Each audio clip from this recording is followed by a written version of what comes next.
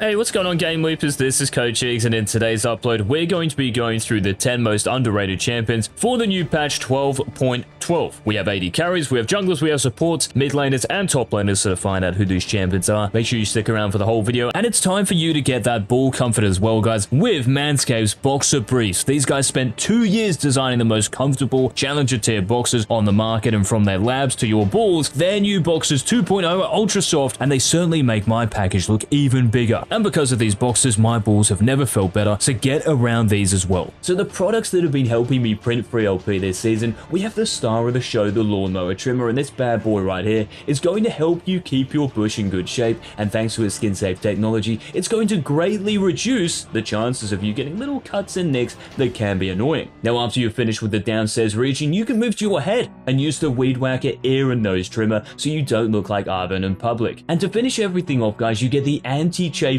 ball deodorant and moisturizer, and you also get the spray-on toner, which is going to give your ball bag a luscious fragrance at the end of this process. And guess what? Because us at Manscaped are so nice, we're also giving you a chance to get 20% off and free shipping. All you have to do is head over to the Manscaped website, link down below, and use the code JIZZ, J-I-Z-Z. Do it for the nuts. Now let's start by talking about some top laners who are going to be very underrated in 12.12, and to be honest, they're still underrated in 12.11 as well. So if you want to practice them for the rest of this patch heading into 12.12, no biggie. So the first of these, this is Cassiopeia. And for Cassiopeia in the top lane, being a ranged champion, she's very annoying to deal with for the majority of champions. But the real reason Cassio is so good at the moment is because of how well she synergizes with Liandry's Anguish. Because there's so much HP in the game, there's more durability. Liandry's, even though the base burn damage got nerfed last patch, this hasn't really discouraged these strong champions from being strong, Cassio being one of them. And in 12.12, this synergy that Cassio has with Liandry's Anguish, it will continue. Now, you might consider playing Cassio in the mid lane, but I think in the top lane it's just more free, because melee champions, you do very well against them. In the mid lane, you do get outranged by a lot of champions, and these matchups are your hardest. So top lane is just more free for Cassio, not just to dominate the laning phase, but to scale out of and just win games on her own. So Cassio in the top lane is the first champion to consider. And the next champion on this list, guys, well, we're going to stay in the top lane here and talk about another AB champion, this one being Gragas. And because of the buffs in 12.11, so to your AP ratio in your Q, the cooldown also going down by 1 second, and the cooldown in your E as well going down by 2 seconds in the early game, even though it might be the same at max rank. The point is a 2-second lower cooldown in the early laning phase and laning phase generally. This is really good. But also a bit of tech here on Gragas is actually running Night Harvester, which just like Gragas got buffed in 12.11, so the ability haste went up by 10, from 15 to 25,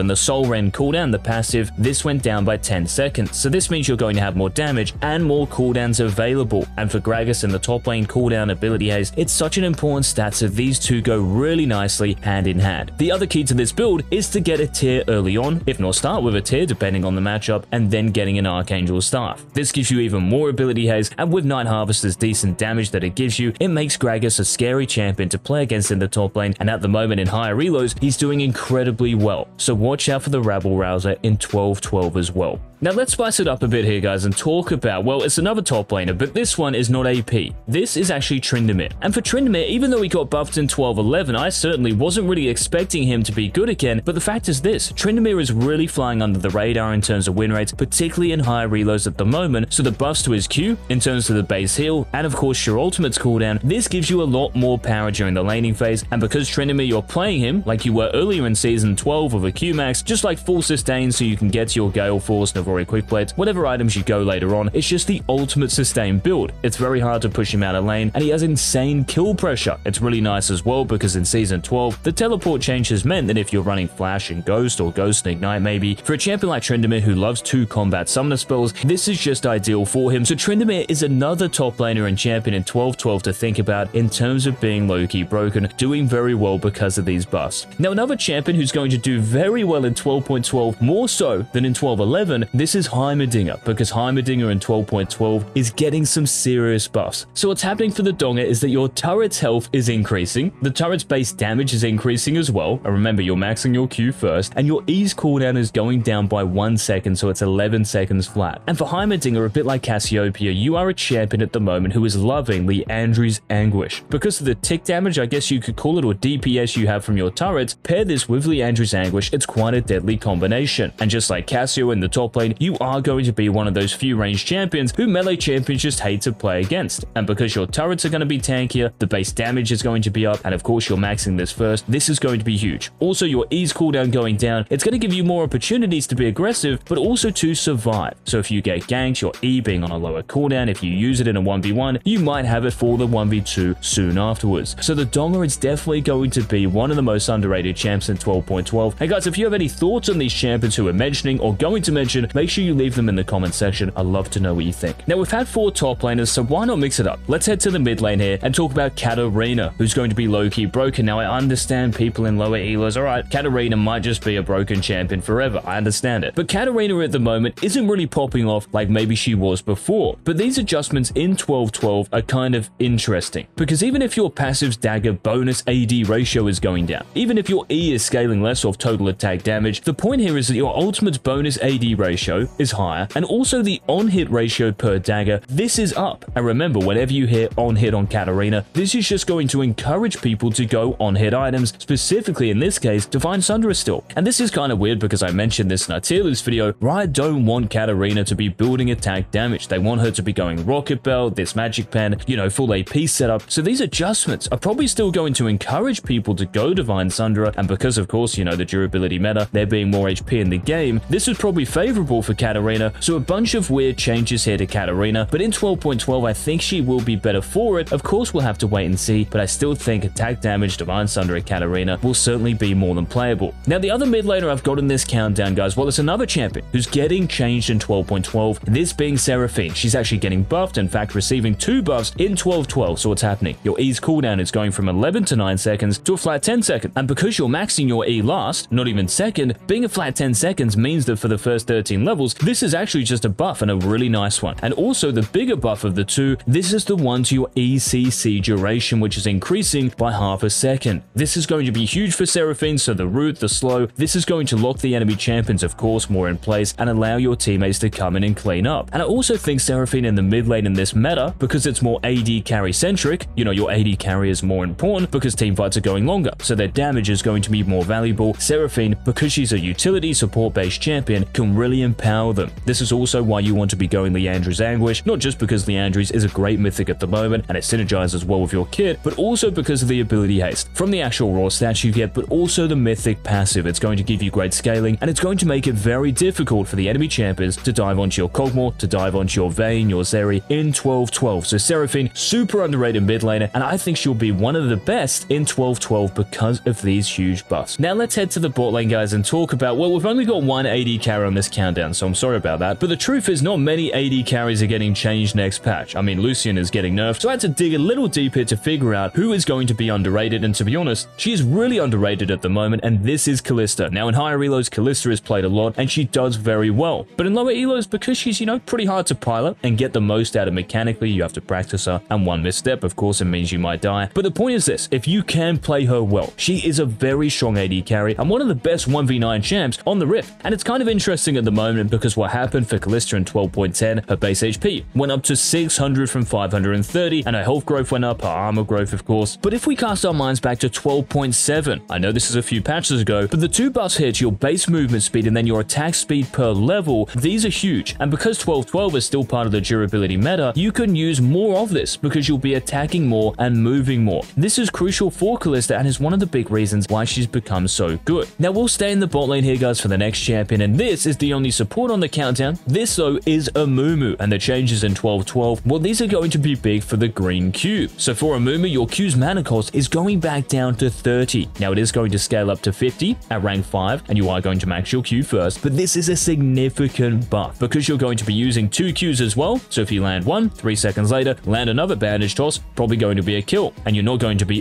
after using a few of these during the laning phase. But not only that, your ultimate's damage is also increasing by 50 at each rank. This is also big. It gives you a much harder level 6 power spike. So if you're playing against Amumu in 12.12, guys, you have got to watch yourself, whether you're playing against him in the bot lane, in team fights as well, because of the extra ultimate damage might be really impactful around early dragons, fights like these. So Amumu as a support, going to be a heck of a lot better in 12.12, and you might even think about pairing Amumu with Kalista. This synergy sounds good. Now the last 2 champions, guys, on this video, we're going to head into the jungle for these two. Now the first of these is Shaco, and I know what you're thinking, oh my god, Shaco, Shaco is already so OP, well, he's kind of doing well, but he's going to be more broken in 12-12 because of the buffs that are coming in. So for Shaco in 12-12, even if your armor per level is going down, even if your HP per level is going down, which is going to discourage players from going the Chem Tank build, what is happening is that your Q's AD ratio, well, this is increasing by 15%, which is nice for AD Shaco, so hopefully some other builds will come into play. But the really nice buffs are to your W's AP ratio, so this is going up by 3%, and also to your E's AP ratio, going back up to 60%. Now your E's AD ratio is also increasing by 5%, really nice, again going to encourage you to build more attack damage. So really going attack damage Shaco or going ability power Shaco, ability haste Shaco with Leandra's Anguish, both of these are going to be more viable in 12-12. Even if you might be squishier, you still have plenty of tools in your kit to survive fights, to dodge skill shots, and just to not die. So Shaco in 12-12 is going to be considerably better, both in terms of attack damage Shaco and ability power. And the last champion to consider, guys, for 12-12, this is Ivern. And Ivern is receiving a bunch of buffs. So the HP you lose from your passive, this is down. The mana cost you use with your passive, this is down. Your E shield is increasing at each rank. Daisy's base HP is also increasing, and also Daisy's resistances, these are increasing as well. This means that for Ivern, and just like Seraphine, kind of how I mentioned earlier, the meta at the moment is oriented around AD carries and getting them into the mid to late game, and because you're Ivern, you're a support-based champion who loves utility, shielding AD carries and empowering them, this makes you so much more viable. And even at the moment, without these buffs, Ivern is actually doing pretty well. And I know this is a low-key broken champions video, but he is low-key broken even right now. So in 12-12, because of these buffs, he might even move out of low-key broken and just be super OP. We'll have to wait and see, of course, but these buffs are going to make him a heck of a lot better. And guys, that was it for the video. Please let me know any thoughts, comments, questions. Leave them in the comment section. And until our next Season 12 upload, this has been Coach JIZZ. Peace.